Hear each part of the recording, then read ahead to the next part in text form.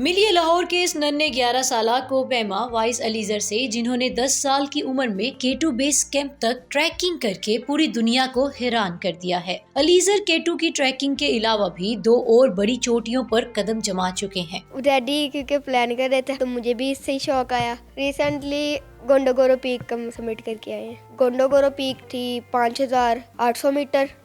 Urdu point की videos देखने के लिए हमारा चैनल सब्सक्राइब कीजिए और बेल के आइकन पर क्लिक कीजिए ताकि आप हमारी तमाम आने वाली वीडियो से बाखबर रह सकें। अस्सलामुअलैकुम। उर्दू पॉइंट के साथ मैं हूँ आपकी मेज़बान रुवेज़ा राजपूत।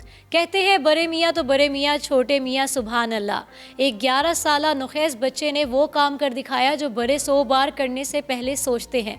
जी, मैं आज आपकी मुलाकात करवाने जा रही हूँ पाकिस्तान के नन्हे मुन्ने शाहीन से, जिनका नाम वाइस अलीजर है।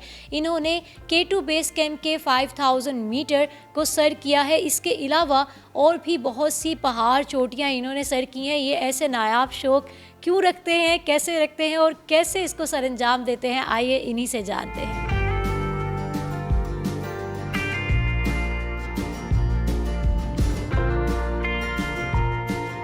ये 2018 से हम ट्रैकिंग कर रहे हैं और डैडी प्लान कर रहे थे और मुझे पता लग गया उनके प्लानिंग का, तो मैं पीछे उनके कर रहा था कि मैंने भी जाना है। पर डैडी मान ही नहीं थे रहे। 2 महीने लगे मुझे परमिशन लेने के लिए कि मैंने भी जाना है K2 पे। तो उसके बाद जब हम फिर चले गए, फिर आगे की कहानी। आप कितने साल की हैं? मैं अभी 12 इयर्स ओल्ड का हूँ। अब मुझे बताएं कि अभी रिसेंटली आपने कहाँ का ट्रैवल किया? रिसेंटली गोंडोगोरो पीक का सबमिट करके आए हैं। How was that? ऑसम। क्या कैसे किया, कितने फीट के, कितने मीटर्स का आपने ट्रैवल किया? इसमें हम 5800 मीटर तक गए थे। आपके साथ कौन था? मेरे साथ हमारी पूरी टीम और मेरे डैडी थे। ज़बरदस्त। क्या फ़ील किया आपने वहाँ जाके? मतलब कुछ नायाब सा लगा कि बच्चे सोचते हैं हम थोड़ा सा राइड्स ले लेते हैं कहीं जाके, या मुझे कोई स्पोर्ट्स खेलना है, मुझे क्रिकेट खेलनी है, मुझे गेमिंग करनी है, ये एक अचानक से इस अलग सा शौक ये कहाँ से आ गया? ये तो डैडी क्योंकि प्लान कर रहे थे, हम जाते रहते हैं तो मुझे भी इससे ही शौक आया कि माउंटेन्स के ऊपर जो भी एक दफ़ा चला जाता है ना माउंटेन्स पे, फिर वो हर साल उसको जाना पड़ता है। वैसे जाए बगैर वो रह नहीं सकता है। क्यों नहीं रह सकता? क्योंकि इतनी वहाँ पे खूबसूरती होती है, इतनी अच्छी ऑक्सीजन होती है, सब कुछ नेचुरल होता है उधर। अच्छा, आपको सबसे ज़्यादा अच्छा वहाँ पर क्या लगा जब आप माउंटेन पे गए? मुझे वहाँ पे जो बर्फ़ थी, स्नो थी उस माउंटेन्स पे, वो बहुत अच्छी लगी थी। ज़बरदस्त। मुझे ये बताओ कि सारे ट्रैवल में कितने डेज़ का आपका ट्रैवल था? जो कनकोडिया बेस कैंप था वो 13 डेज़ था। जो गोंडोगोरो पीक का था वो 10 डेज़ का था। अच्छा, सबसे ज़्यादा यादगार कौन सा सफ़र है? वो तो मेरा गोंडोगोरो पीक ही रहा है। वो क्यों? इसमें ये थोड़ा चैलेंजिंग था, सबसे मुश्किल था और सबसे हटके था। पता नहीं था चलता कि इसके आगे हम क्या आ सकता है। हाँ, ये बताओ मुझे कि क्या क्या प्रॉब्लम्स आपको फेस करनी पड़ी? मुझे वॉशरूम की प्रॉब्लम फेस करनी पड़ी और एक तो सर्दी वहाँ पे बहुत ज़्यादा थी। तो एक दिन तो मैं ठंडे पानी से मुंह धो बैठा, मेरे हाथ इतने फ्रीज हो गए। मैं चूल्हा ढूंढ रहा था, चूल्हा किधर है। सिलेंडर जो उनका था, वो खाना बना रहे थे ना, तो मैं ढूंढ रहा था। मैंने कहा मुझे दे दो, मेरे पास हाथ लगाना। गरम देख की कोई हाथ लगा के मैं बैठ गया वहाँ पे। सही। अपने साथ क्या क्या लेकर गए थे? हम अपने कपड़े लेके गए थे सारे वहाँ पे, और अपना जितना भी राशन था वो हमारी टीम उठा के लेके जा रही थी। इस पूरे ट्रैवल में आपको डर नहीं लगा? आपने एक पल के लिए भी नहीं सोचा कि कोई खौफ हो जहन में कि यार ऊपर जाके पता नहीं क्या होगा? वो एक जगह पे जो रिसेंटली हमने कर किया है, वहाँ पे एक जगह पे पट्टी थी, वो बिल्कुल पतला सा रास्ता था और साथ खाई थी, नीचे पानी था वो जगह। और एक ग्लेशियर के ऊपर हम थे, वहाँ पे थोड़े ग्लेशियर की सतह थोड़ी छोटी थी और अंदर थोड़ा सा पानी था, तो उधर मेरा पैर चला गया और मेरा जूता गीला हो गया। आगे का ट्रैक मुझे चप्पल में करना पड़ा, और चप्पल भी मेरी नहीं, डैडी की इतनी बड़ी पहन के मुझे करना पड़ा। मुझे ये बताओ कि आप जब हाइट पे गए तो आपने जहाँ पर जाके आपने स्टॉप किया अपना ट्रैवल, वहाँ पर ये नहीं सोचा कि इससे भी आगे जाना चाहिए? सोचा तो था पर हिम्मत नहीं थी जाने के लिए, थक बहुत गया था। और आप बीमार हुए हो कि नहीं, ये सच सच बताओ। मैं बीमार गोंडोगोरो नहीं, खुसरगंग पीक पे मैं थोड़ा सा हो गया था क्योंकि वहाँ पे मौसम ख़राब हो गया था ना, तो उसकी वजह से फिर हमें वापस कोई ऐसी प्लेस बताओ जहाँ पर रुक के काफ़ी देर रेस्ट की हो और सोचो कि अभी पापा मैं आगे नहीं जा सकता, अभी you have to wait. Glacier पे ही होता है ज़्यादा मुश्किल, तो मुझे ग्लेशियर पे एक जगह भी थी, वहाँ पे मुझे करना पड़ा था ज़्यादा देर रेस्ट। कितनी देर? हम ज़्यादा देर करते नहीं, 30 मिनट तक जिसने रेस्ट कर लिया उसके बाद वो चलने के काबिल ही नहीं है, थक जाती है बॉडी पूरी। तो हम 10 मिनट्स ज़्यादा से ज़्यादा या 5 मिनट्स में हम आगे चलते थे। अच्छा वाइज, अब आपने ऐसा ट्रैवल कर लिया है माशाल्लाह से, इतना खूबसूरत और नायाब और यूनिक, एक छोटे से बच्चे ने इतना बड़ा काम किया है। अब मुझे ये बताओ, हमारे व्यूअर्स को बताओ कि हमें सेफ्टी टेक्निक्स बताओ कुछ, कि क्या क्या चीज़ें करनी चाहिए और क्या क्या चीज़ें नहीं करनी चाहिए। अगर हम जाते हैं तो हमारी पूरी किट होनी चाहिए, और हम किसी हाई पोर्टर को और पोर्टर्स को साथ ले लेना चाहिए, क्योंकि खुद तो मैं तो कर नहीं सकता अब, इसलिए हम अपनी पूरी टीम लेके जाते हैं। कई दफ़ा 9 लोगों की होती है, कई दफ़ा 10 लोगों की होती है हमारी team. How do you know that it's a track, मतलब ट्रैक वहाँ पर सेट हुए हैं सारे? कई जगह पे तो बने होते हैं, और कई जगह हमारी जो पोर्टर्स की टीम होती है जो आगे आगे जा रहे होते हैं राशन लेके, वो बना के चले जाते हैं और हम उसके ऊपर पीछे पीछे। और अगर वही कहीं आगे गिर जाए फिर क्या करेंगे बाकी? नहीं, वो वहाँ के मुकामी होते हैं, उनको पता होता है थोड़ा बहुत तो। अच्छा वाइज, मुझे ये बताएं कि आपने कितने कितने मीटर्स जो है ट्रैवल किया?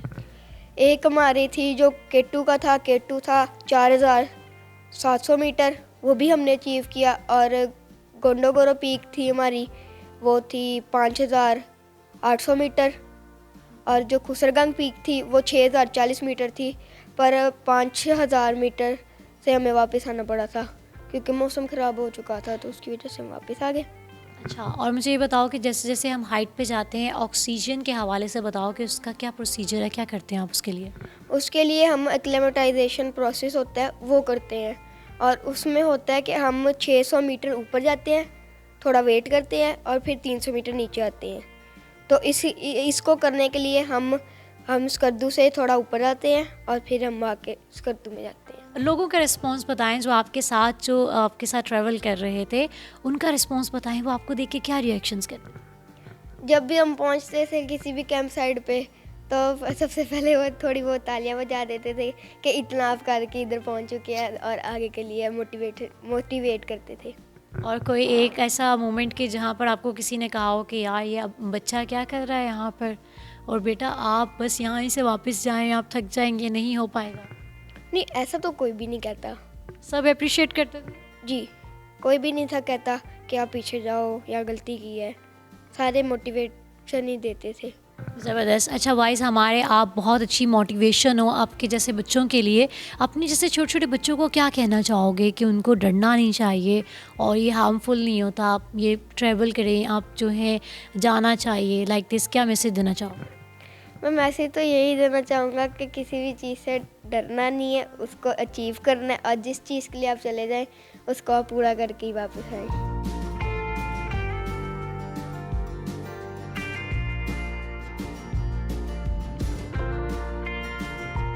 पहले तो ये बताएं, माशाल्लाह 10 साल का आपका बेटा है, पहाड़ों में ले गए आप, क्या बात है? ये इसका शौक़ था, बस इसने ज़िद की थी। ये हम पहले छोटे मोटे टैक्स पे जाते थे तो ये भी साथ जाता था। मुझे ये बताएं कि वो कौन सा मोमेंट था कि जी वाइस कह रहा था कि पापा बस तंग आ गए हों? जो चौथा दिन था, चौथे दिन को से यूँ था कि हमें ग्राउंड से उठ जाना था, और हम कोई होंगे उस वक़्त कोई 3400 मीटर की बुलंदी पे। तो हमने ग्राउंड से उठ के फिर हमने ग्लेशियर के ऊपर चढ़ना था। तो अब जब वो ग्लेशियर के ऊपर चढ़ गए हैं तो कभी ऊपर कभी नीचे, कभी ऊपर कभी नीचे, मतलब ये है कि नीचे जाते हैं फिर ऊपर चढ़ने के लिए फिर मेहनत करनी पड़ती है। और फिर वो है भी 20 किलोमीटर उस दिन का जो ट्रैक था। तो उस दिन इसकी बहुत ज़्यादा ये थक गया और फिर ये रोना शुरू हो गया। तो फिर मैंने इसको एक चीज़ याद करवाई कि मैंने तुमको मना किया था कि ये आसान ट्रैक नहीं है, तो मत जाओ, मुझे भी तुम नाकाम करोगे। तो अब अगर यहाँ से नाकाम वापस लौट जाते हो तो लोगों को क्या जवाब दोगे कि मैं नाकाम होके आ गया हूँ। तो फिर ये है कि बस इसको मैंने इसी तरह से प्यार से समझाया था, और उसके बाद फिर इसने हिम्मत की और फिर मुझे वापस आने तक फिर मतलब फिर नहीं समझाना पड़ा मुझे। हाँ, माशाल्लाह बड़े जिगरे की बात है कि आप 10 साल के बच्चे को हाइकिंग पे ले गए, इतने चोटियां सर करवा रहे हैं। मुझे ये बताएं कि माशाल्लाह अभी ये इतने से हैं और इतना बड़ा इन्होंने काम सर अंजाम दिया, आगे क्या सोचते हैं, फ्यूचर में कहाँ देखते हैं इनको? मैं जब भी एक्सपीडिशन पे जाता हूँ तो ये सोच के वापस आता हूँ कि शायद अब दोबारा इसको ना लेके आऊँ, लेकिन जैसे ही थोड़ा सा वक्त गुजरता है तो फिर दोबारा से कि बच्चा अब मेहनत कर रहा है तो इसको रोका ना जाए। तो अभी हम रिसेंटली एक्सपीडिशन से आए हैं, तो उस वक्त यही सोचा था कि अब नहीं आएंगे, लेकिन अब फिर विंटर एक्सपीडिशन की तैयारी कर रहे हैं हम। तो अल्लाह पाक ने अगर चाहा तो किन सीजन्स में स्पेशली जाते हैं? स्पेशल जो सीज़न है वो तो गर्मियों का होता है, मतलब जून से लेके सितंबर तक। लेकिन अभी हम ऑटम में भी कर रहे हैं, जो कि ऑटम में करना ये आसान नहीं है, विंटर इससे भी मुश्किल है। और उसके बाद जो स्प्रिंग आ जाता है, स्प्रिंग अपने लिहाज से ख़तरनाक होता है क्योंकि उस वक्त बर्फ़ पिघल रही होती है। तो आसान सीज़न तो समर है, बाकी इसके अलावा सारे के सारे सीज़न मुश्किल हैं।